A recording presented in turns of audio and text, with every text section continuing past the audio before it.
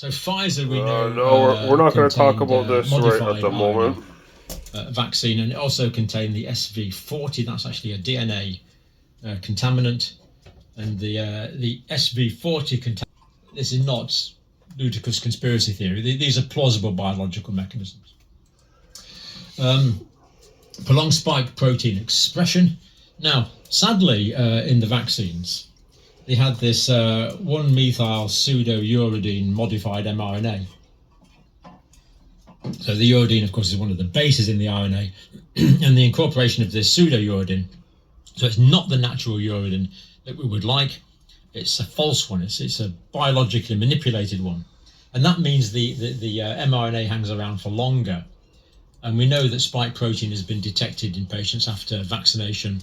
From memory, we looked at one study where it was 700 days.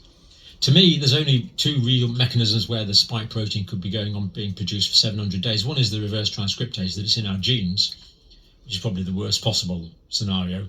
And the other is this pseudouridine allows the RNA to last for a long time inside our cells. Either way, spike protein can be going on being produced for long periods of time, which is not what we want. So rather a reckless experiment, in my view, to put that into the mRNA vaccines, but it was done and it's still there as far as I know.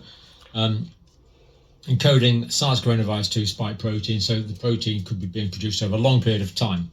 Another possibility is that lipid nanoparticles could be delivered to stem cells.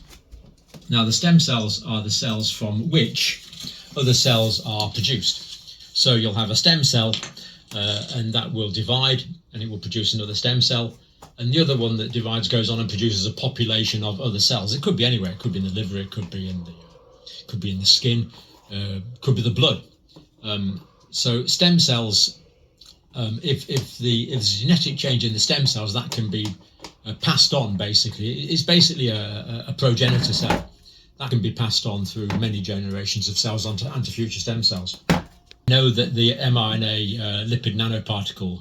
The mRNA and the lipid nanoparticles goes everywhere around the body. We were deceived about that. We now know it goes everywhere. Plausible mechanism, immune suppression or dysregulation, molecular mimicry.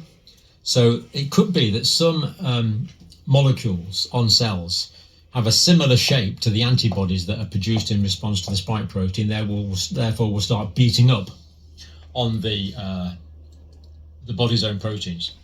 So if a vaccine stimulates a particular antibody,